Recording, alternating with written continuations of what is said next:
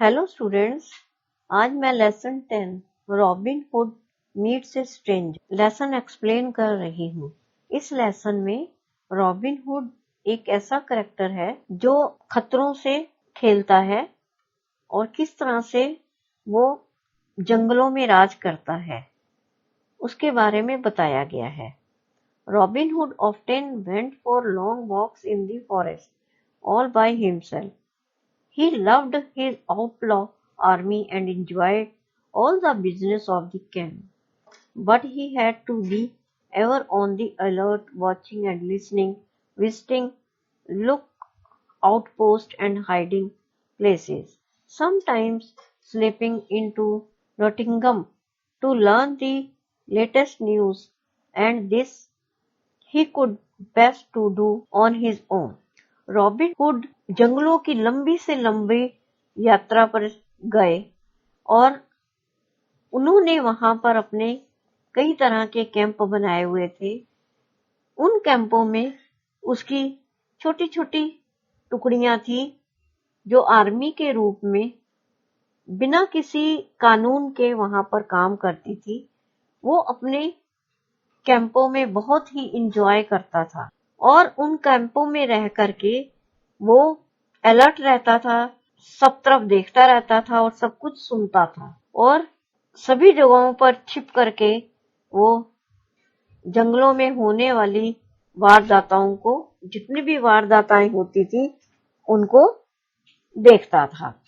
कभी कभी वो नॉटिंघम में जाता था और वहां पर लेटेस्ट न्यूज सुनता था और उनसे सीखता था और उसके लिए जो भी अच्छा कर सकता था वो करता था। The day after Marian came to the forest, he was out on one of these patrols when he suddenly heard twigs being broken underfoot a little way ahead. He stepped aside from the path and waited, listening. Soon from his hiding place, he saw a young man approaching down the glade. एक दिन Marion जंगल में आया, वो भी जंगल में घूम रहा था।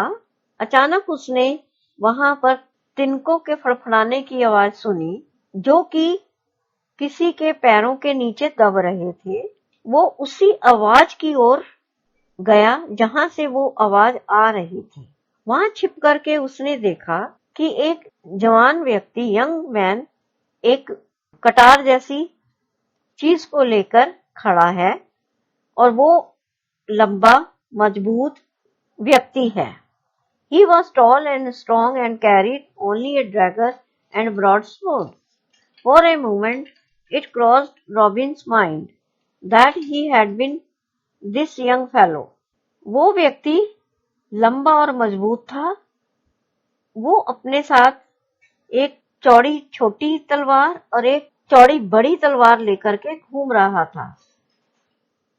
एट ए मोमेंट उसने सोचा कि वो उसको फॉलो कर रहा है, लेकिन थोड़ी ही देर बाद उसने उस विचार को अपने दिमाग से निकाला और उसको चैलेंज किया। What is your business here in the forest? He asked. उसने उससे कहा, तुम्हारा क्या बिजनेस है इस जंगल में? Marian's heart gave a great leap as she recognized him, standing there so slim and brave and handsome. वो मरियन दिल से जानना चाहती थी, उस व्यक्ति को पहचानना चाहती थी कि जो एक दुबला, बहादुर और हैंडसम है।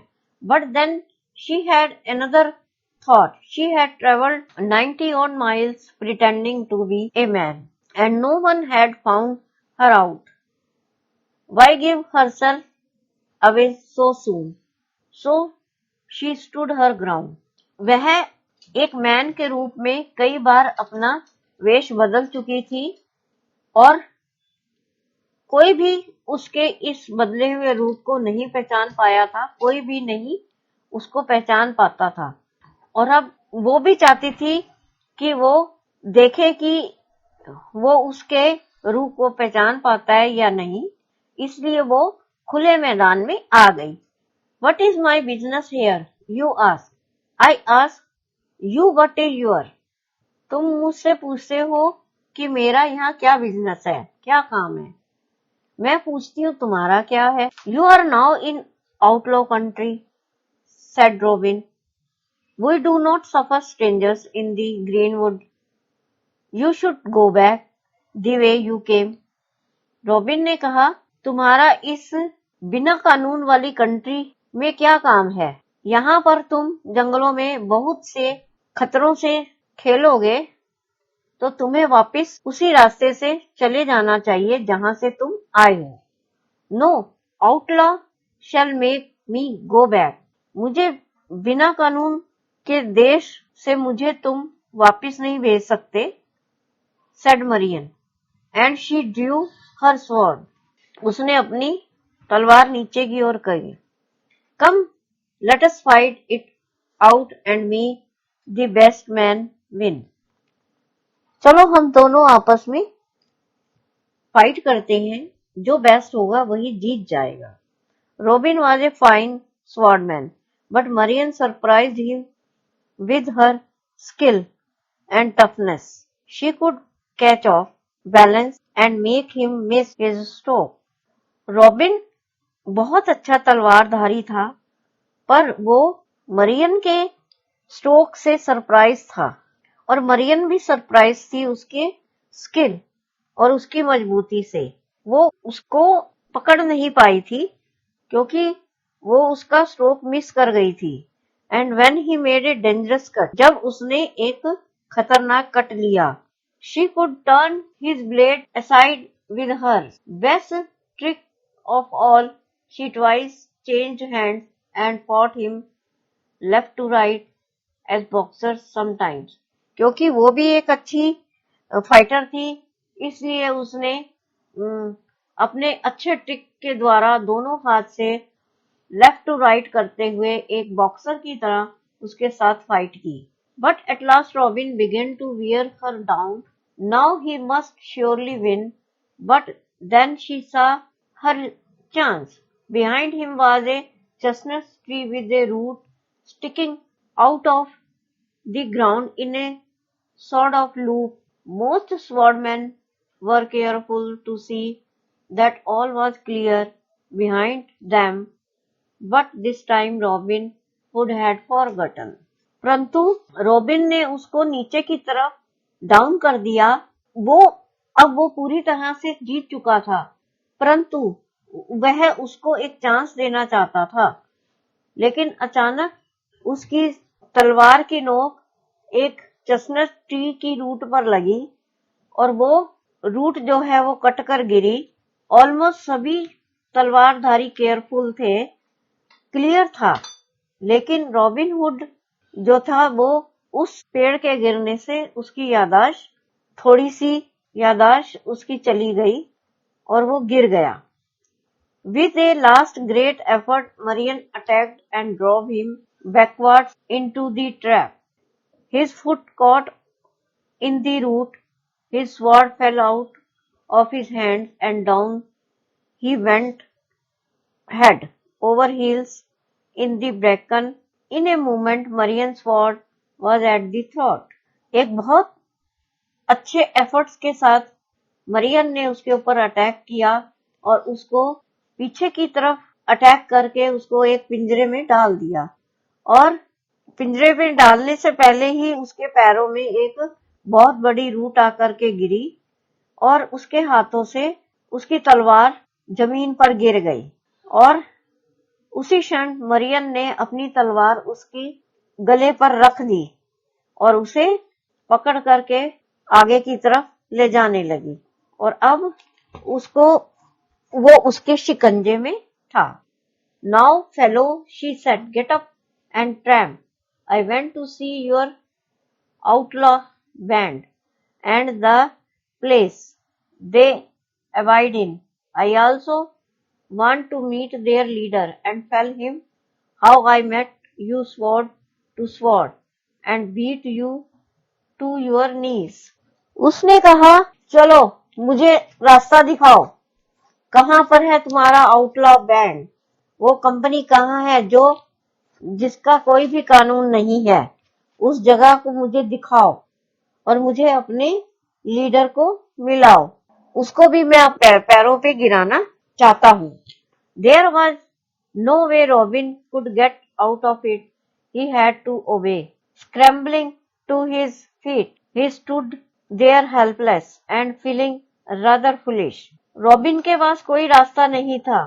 अब वो उसकी आज्ञा का पालन कर रहा था और उसके पैरों में घसीटता हुआ वो उसके साथ चला जा रहा था। वो बिल्कुल असहाय था। Now put your hands up, about face and march, said Marian. Try any trick with me and you will get this blade between your shoulders. What of my sword? asked Robin. अब तुम अपने हाथ ऊपर करो और मार्च करते हुए चलो और कोई भी ट्रिक करने की कोशिश मत करना, क्योंकि तुम्हारे कंधे के पीछे मेरी तलवार है। रॉबिन ने कहा, मेरी तलवार कहाँ है? I will take care of that, said Marian, picking it up. मैं तुम्हारी तलवार की रक्षा करूंगा। It was comical to see Robin returning to camp as a prisoner, but what followed was more comical still.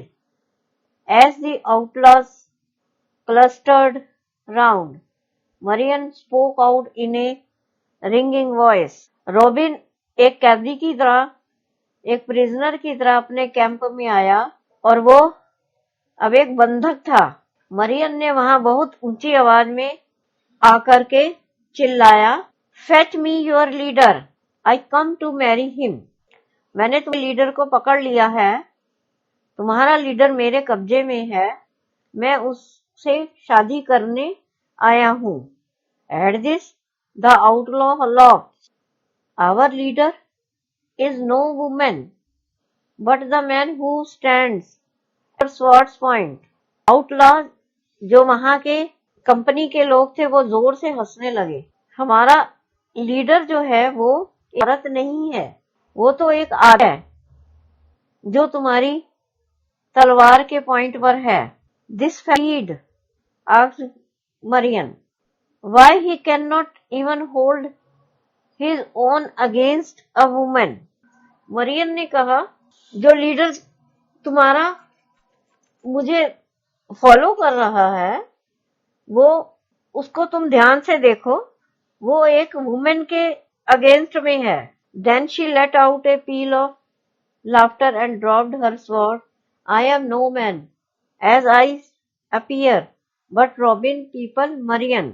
3 years ago I vowed to wed him when the time was right, and with that she snatched off her cap and her hair fell tumbling over her shoulders, and she rushed into Robin's arms, hugging him and laughing and crying by turns.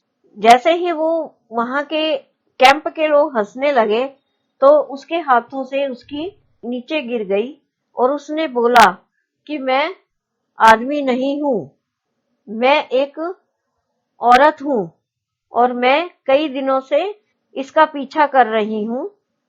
अब ये सही समय है, अब मैं इसके साथ शादी करूंगी।